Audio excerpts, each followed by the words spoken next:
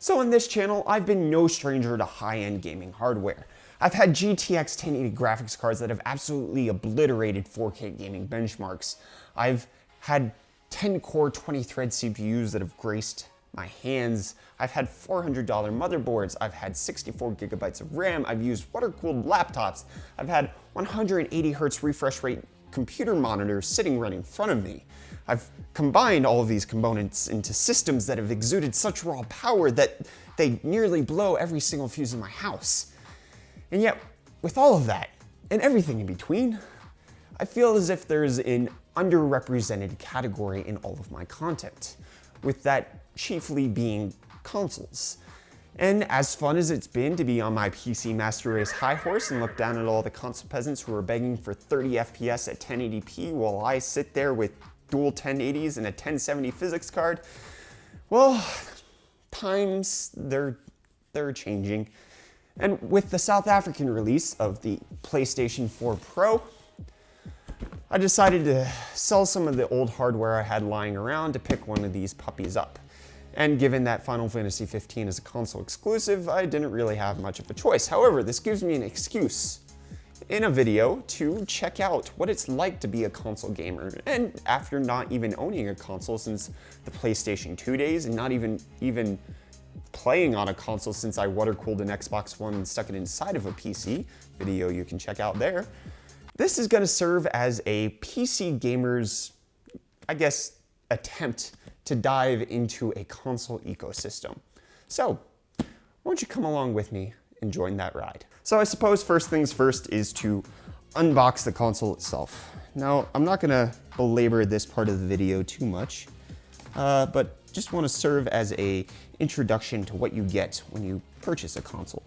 Because I'm not even sure, I haven't even read the side of the box to check it out. But let's pull it out. Now, I know all of the basic tech specs of it having a faster CPU, having basically double the horsepower on the GPU, being 4K VR ready, all of that good stuff. But there's not much in that box, not what I was expecting. Okay, so there's the console. In plastic wrap. There we go. There she is. And then there's this box, which I assume have all the accessories. USB to micro USB.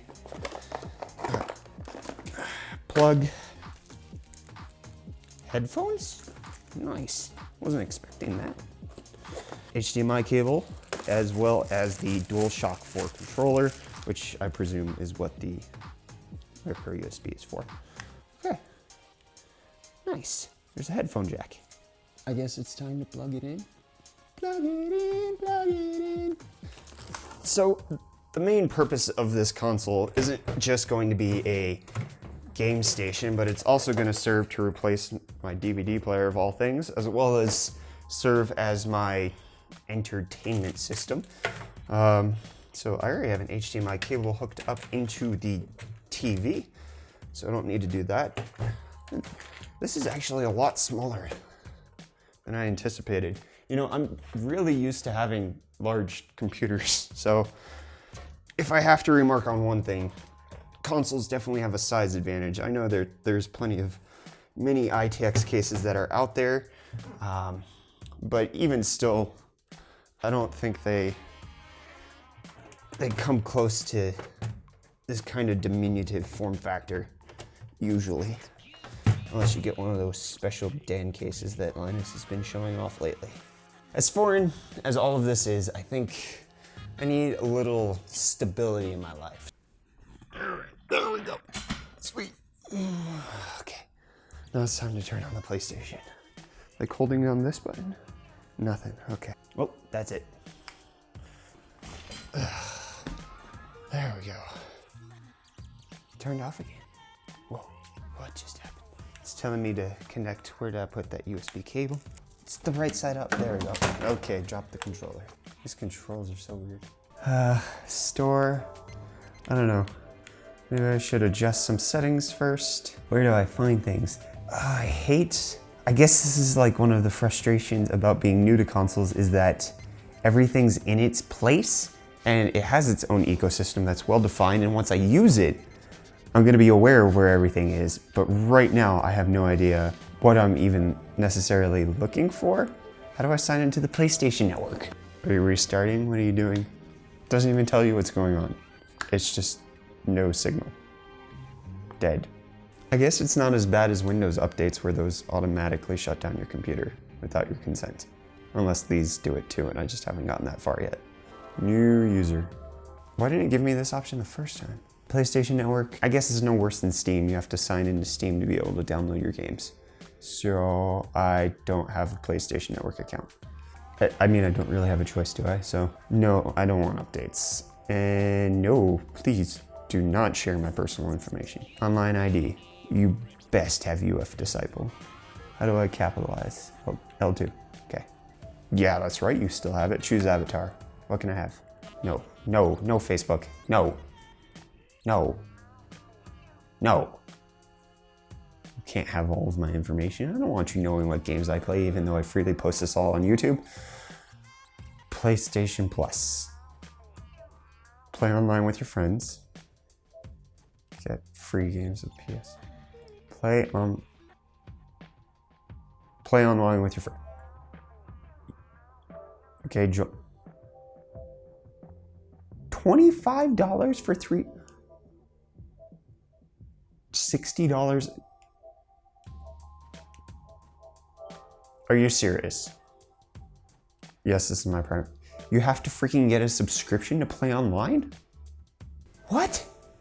Hold on, so I can't play online unless I pay $25 for 3 months or $60 for the year?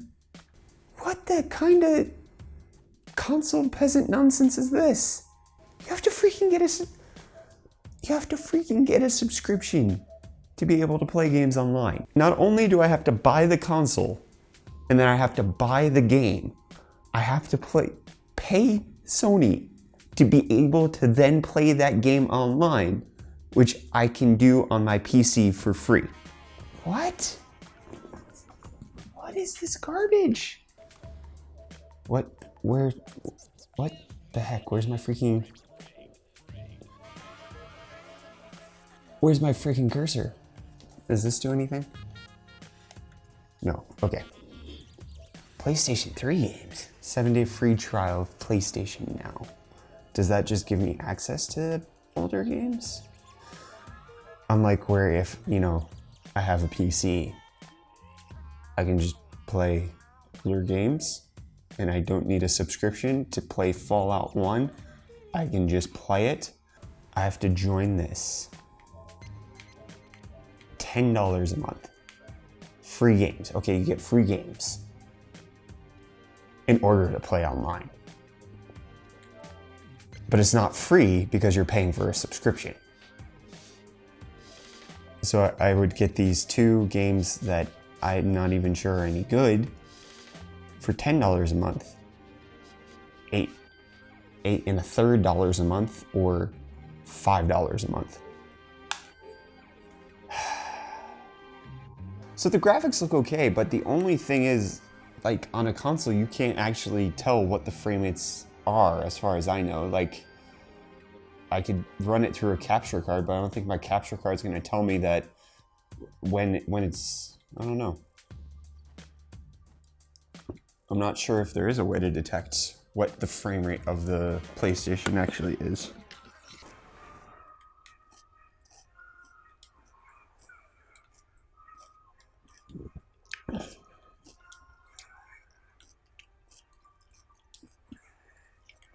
Why am I not point warping?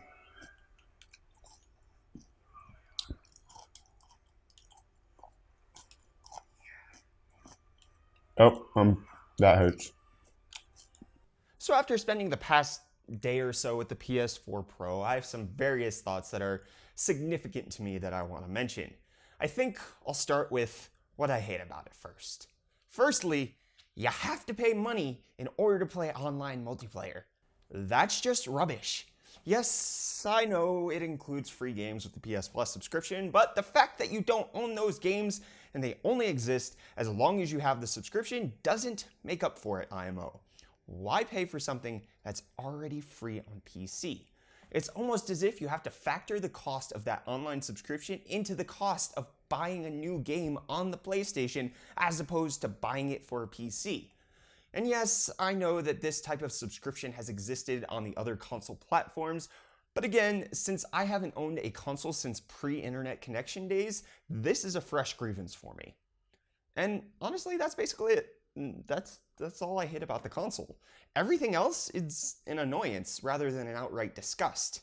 Navigating the menus is a frustration, partially because I'm freshly introduced to the software and partially because controller navigation is just a pain. I found myself choosing to browse the PlayStation Store on my laptop over trying to limp my way through it on the console itself. What I like about the PS4 Pro is that while it calls itself a console, it has gone the way that most mobile smartphones have. Instead of catering to a specific realm such as making phone calls or in this case playing video games, they have become much more functional than they were originally intended to be as technology has marched forward. With all the bells and whistles of a Blu-ray player combined with 4 USB ports, Ethernet jack, a 4K gaming light capable GPU, and the ability to record your gameplay with the touch of a button in a package that's much smaller than any mini ITX chassis I've gotten my hands on, it's kind of easy to see why people pick these things up. And while there are plenty of channels out there that have done $400 console killer builds, those computers rarely include Blu-ray players, AC Wi-Fi, and a gaming controller to boot. The PS4 Pro is more capable than any PC I've seen at this price bracket with regards to gaming and otherwise. Also, PS4 Remote Play game streaming is legit. Getting to play console exclusives at 1080p on my gaming notebook, then switching over to my PC exclusives is a wonderland that I couldn't imagine back in my PS2 days. Combine that with the fact that you can get Remote Play to work on the Shield Portable, and I might never need to be in the same room as my desktop or console again. Obviously, the PS4 Pro is still limited in many ways, primarily in that of customizability, especially in the aesthetics department. Sure, you can get a cover for it or pick up a D-brand skin, but that's about as expressive as coloring in an egg. Sure, your breakfast is going to look unique, but it's still the same source of protein that every other egg gives you. However, it's becoming clear that console makers are introducing more variety in performance, which is very PC-esque. It shouldn't be too long before we have 3 to 5 different levels of PlayStations. And as far as why pick up the PS4 Pro over other versions, I was very much skeptical at Sony's claims that games would be able to be played on all versions of the PlayStation with enhancements for the Pro.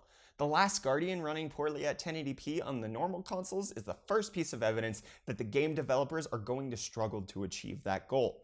If I had to guess, PS4 Pro exclusives aren't going to be out of the question in the future. The main conclusion I can come to is that most everything I love about the PS4 Pro, it's everything that has come from it emulating its PC counterpart. Game streaming, ability to do more than play games, and playing games at 4K, even if it's a bit fudged, is laudable.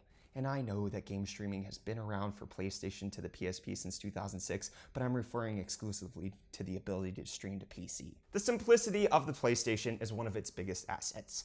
Small in form factor, easy to load a game by slapping in the game disc without the need to wait for additional downloads, and controllers that really add to the experience by allowing you to connect headphones so you can play your games without annoying your whole family. Combine that with a VR headset that's cheaper than the Oculus and Vive, and I think I may have learned my lesson to not make fun of console gamers anymore. At least for normal 1080p gaming. The PC Master Race is still alive and strong for 4K 60 FPS gaming, 144Hz gaming, 180Hz gaming, 250Hz gaming, ultra-wide gaming, RGB lighting, or even the ability to upgrade your computer without having to replace the entire dang system. But you know, hey, you can swap out the hard drive on the PS4 for an SSD, so that counts for something, right? Anyways, for now, I think I'm going to enjoy the best of both worlds. But I want to hear from you guys. Are there any main points that I left out? Are there drawbacks or amazing features of the PS4 that I may have missed and should check out? Let me know with a comment down below. Also, leave a like or a dislike to tell me what you thought of the video overall. Additionally, do you want to see more console-focused content on my channel? Should I water-cool the PS4 Pro like I did the Xbox One?